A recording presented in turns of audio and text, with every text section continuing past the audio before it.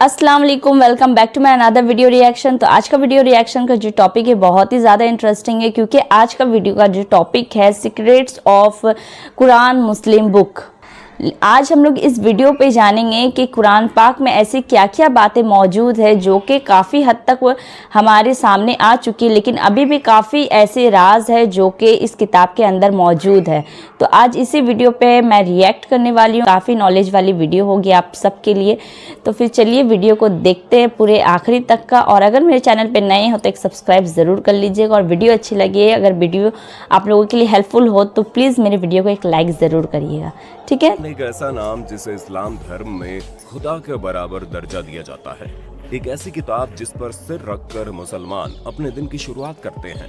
एक ऐसी किताब जिसे इस्लाम धर्म की बुनियाद कहा जाता है। दोस्तों, इंसान हमेशा से ही अपने अस्तित्व के बारे में कल्पना करता रहा है।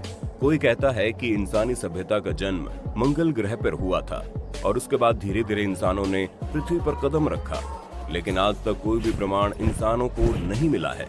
कई बार विज्ञान के अलावा हम लोग कुछ पुराने ग्रंथों जैसे रामायण, महाभारत और कुरान में भी इंसानों के वजूद की तलाश करते हैं। और आज के इस वीडियो में हम आपको कुरान से जुड़ी कुछ ऐसी बातों के बारे में बताएंगे जिन्हें शायद ही आपने आज से पहले सुना हो। तो हमारे साथ अंत तक बने रहिए। ये वीडियो शुरू करने से पहले हम आपको बता दें कि कुरान कोई वैज्ञानिक किताब नहीं है। इसका वैज्ञानिक दृष्टि से दूर दूर तक कोई नाता नहीं है, लेकिन फिर भी कुरान में कुछ ऐसी बातें पाई जाती हैं जिन्हें देखकर विज्ञान भी हैरान है। इनमें से कुछ बातों को तो वैज्ञानिकों ने सुलझा लिया है, लेकिन कुछ बातें आज भी रहस्य बनी हुई है। इस किताब में कुछ ऐसी बातें भी पाई गई हैं जो भविष्यवाणी को सच साबित करती हैं। मतलब कुरान में लिखी कुछ भविष्यवाणियां सच हो चुकी हैं। खैर, जो भी हो, आइए जानते हैं कुरान के कुछ रहस्यमय ओरिजिन ऑफ लाइफ। इसमें कोई संदेह नहीं है कि पानी हमारे लिए कितना इम्पोर्टेंट है। पानी के बिना जीवन की कल्पना कर पाना भी नामुमकिन है। सभी जीवित प्राणियों के लिए पानी महत्वपूर्ण भूमिका निभाता है। कुरान भी इसी बात का दावा करती है कि पानी ही जीवन की उत्पत्ति है। पानी से ही जीवन की शुरुआत हुई है। पर कहीं न कहीं ये बात सच भी है, क्योंकि हमारे शरीर का 80% हिस्सा पानी से बना हुआ है। सभी जीवित प्राणियों की कोशिकाएं पानी से बनी होती है। मतलब जीवन और पानी एक दूसरे के पूरक हैं। कुरान का ये दावा हमेशा से ही वैज्ञानिकों के लिए एक चुनौती बनता रहा है। कुरान के इस असाधारण दावे को नजरअंदाज करना भी कहीं न कहीं मुश्किल है, क्योंकि पानी से ही जीवन का वजूद है। लोहा। कुरान में दावा किया गया है कि लोहा प्राकृतिक रूप से पृथ्वी पर पाई जाने वाली धातु नहीं है। ये अंतरिक्ष से पृथ्वी पर आया है। और हम आपको बता दें कि पृथ्वी की सबसे भीतरी सतह, जिसे क्रूड कहा जाता है, पूरी तरह से पिघले हुए लोहे की बनी हुई है। मतलब धरती के अंदर खौलता हुआ गर्म लोहा भरा हुआ है। सोचने वाली बात तो यह है कि अगर लोहा पृथ्वी पर नहीं पाया जाता था तो फिर इतना सारा लोहा पृथ्वी के अंदर कैसे समा गया। कुरान इस बात का दावा करता है कि अरबों साल पहले पृथ्वी ग्रह की टक्कर उल्कापिंडों से हुई होगी, और ये सभी उल्कापिंड पूरी तरह से लोहे के बने हुए थे। ये टक्कर इतनी तेज थी कि टक्कर के उपरांत जोरदार विस्फोट हुआ होगा और उल्कापिंड का सारा लोहा पिघलकर पृथ्वी के अंदर मिक्स हो गया। और कहीं न कहीं वैज्ञानिकों ने भी इस बात का दावा किया है कि लोहा अंतरिक्ष से पृथ्वी पर आया होगा। ये शुरुआत से पृथ्वी पर नहीं पाया जाता था। वैज्ञानिकों की खोज कहीं न कहीं कुरान को सही साबित ये बात मुझे नहीं पता थी, मैंने आज जानी ये वीडियो देखने के बाद। कहावत तो जरूर सुनी होगी, जिसके ऊपर छत नहीं होती वो आसमान की छत के नीचे सो जाता है। मतलब आसमान हमारे लिए छत के समान है, जो हमें सूरज से आने वाली हानिकारक तेज किरणों से बचाता है। अगर आसमान नहीं होता तो सूर्य की तपन से सारी पृथ्वी जलकर नष्ट हो जाती। इसके अलावा आसमान अंतरिक्ष से आने वाले धूल के कणों और जहरीली गैसों से भी हमारी पृथ्वी के वातावरण को बचाता है। दोस्तों, आपको जानकर हैरानी होगी कि आसमान के ऊपर -270 डिग्री सेल्सियस वाली कड़ाके की ठंड पड़ती है। अगर आसमान नहीं होता तो इस ठंड का असर पृथ्वी पर भी पड़ता। इसके अलावा आसमान में पाई जाने वाली ओजोन गैस पराबैंगनी किरणों से हमारी रक्षा करती है। अगर ये आसमान का कवच पृथ्वी के चारों ओर नहीं होता तो ये हानिकारक पराबैंगनी किरणें सीधे हमारी त्वचा पर पड़ती, जिससे कैंसर जैसी खतरनाक बीमारी हर किसी को हो जाती और पृथ्वी पर जीवन नष्ट हो जाता। कुरान के 21:32 में बताया गया है कि हमने आसमान को तुम्हारी सुरक्षा के लिए बनाया है। आसमान खुदा का बनाया हुआ एक कंबल है जो पृथ्वी की रक्षा करता है, और तुम हमें नजरअंदाज करते हो। The mountains. क्या बात। 78-67। क्या हमने दुनिया को आराम करने वाली जगह नहीं बनाया? और क्या हमने पहाड़ों को धरती का खोटा नहीं बनाया? कुरान की इस पहेली में छुपे हुए रहस्य को समझने के लिए वैज्ञानिकों को 20वीं सदी तक इंतजार करना पड़ा। प्लेट टेक्टोनिक टेक्निक की खोज के बाद ये पता लगाया गया कि असल में पहाड़ जितने ऊपर होते हैं वो धरती में उससे भी ज्यादा गहराई तक गड़े होते हैं। हम आपको बता दें, दुनिया का सबसे ऊंचा पहाड़ माउंट एवरेस्ट, जिसकी ऊंचाई लगभग 9 किलोमीटर है, वो धरती के अंदर 125 किलोमीटर गहराई तक गड़ा हुआ है और प्लेट टेक्टोनिक टेक्निक की मदद से इस रहस्य का पता लगाया था।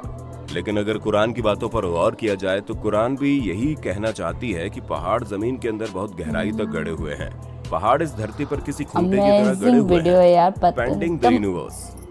जो कुरान पाक में लिखी हुई है वो सारी बातें जो है ना अभी के वैज्ञानिक बता रहे हैं, शक्तियों से बनाया है और हम इसे निरंतर बढ़ाते रहेंगे।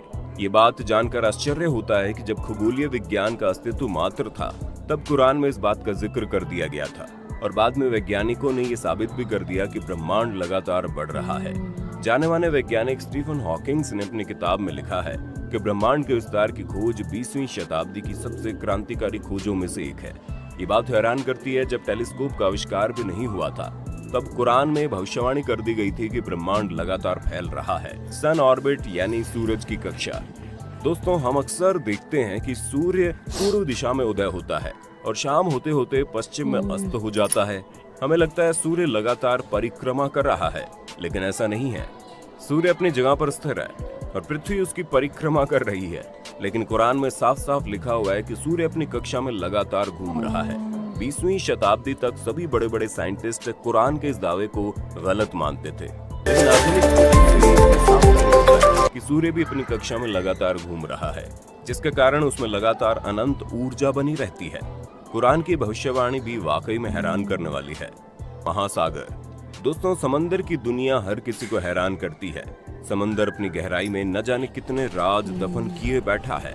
आज तक कोई भी पूरी तरह से समंदर की दुनिया को नहीं समझ पाया और इसका सबसे बड़ा कारण है इसकी गहराई। कुरान में बताया गया है कि समंदर के गहरे अंधेरे में भी लहरें चलती है। पहले हमें लगता था कि लहरें सिर्फ समुद्र की ऊपरी सतह पर चलती हैं, लेकिन आधुनिक खोजों से पता चला है कि समुद्री लहरें पानी के अंदर भी चलती हैं, लेकिन इन्हें केवल खास यंत्रों से ही देखा जा सकता है। हम जैसे जैसे समुद्र के अंदर जाते हैं अंधेरा बढ़ने लगता है और इसी अंधेरे में समुद्र की दुनिया में न जाने कितने राज छुपे हुए हैं। समुद्र की गहराई में जिन लहरों को केवल कुछ खास तरह के यंत्रों द्वारा ही देखा जा सकता है, उन्हीं अंदरूनी लहरों का जिक्र कुरान में हजारों साल पहले कर दिया गया। आखिर कुछ तो बात है। Lying and movement. कुरान में बताया गया है कि पैगंबर मोहम्मद के समय में एक बहुत ही अत्याचारी राजा हुआ करता था। उस अत्याचारी राजा को चेतावनी देने के लिए कुरान की आयत में लिखा हुआ है, अगर वो अत्याचारी शासक अपनी हरकतों से बाज नहीं आया तो हम उसके झूठे और अत्याचारी मस्तिष्क को खींचेंगे, घसीटेंगे। अब यहाँ पर सोचने वाली बात यह है कि कुरान ने उस अत्याचारी राजा को नहीं बल्कि उसके मस्तिष्क को जिम्मेदार ठहराया। मतलब इसका सीधा सा अर्थ है, कुरान कहना चाहता है कि हमारे झूठ, हमारी गतिविधियों के लिए हमारा मस्तिष्क ही जिम्मेदार होता है।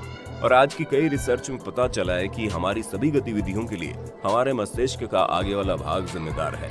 कुरान में साफ साफ लिखा गया है कि अगर कोई इंसान पाप करता है तो इसका बिल्कुल भी मतलब नहीं है कि इंसान पापी है, बल्कि उसका दिमाग पापी है और उसके दिमाग के आगे वाले हिस्से को सजा दी जाएगी। कॉम्प्लिकेटेड मस्तिष्क की जिन गतिविधियों को विज्ञान आज भी समझा नहीं पाया है, कुरान ने इसे पहले ही समझा दिया था। Pain receptor. जब भी हमें कोई चोट लगती है तो हमें दर्द महसूस होता है, लेकिन हमेशा से यही समझा जाता रहा है कि हमारा मस्तिष्क ही दर्द को महसूस कर सकता है। लेकिन बाद में पता चला दर्द को महसूस करने वाले टिश्यू हमारी स्किन पर ही पाए जाते हैं।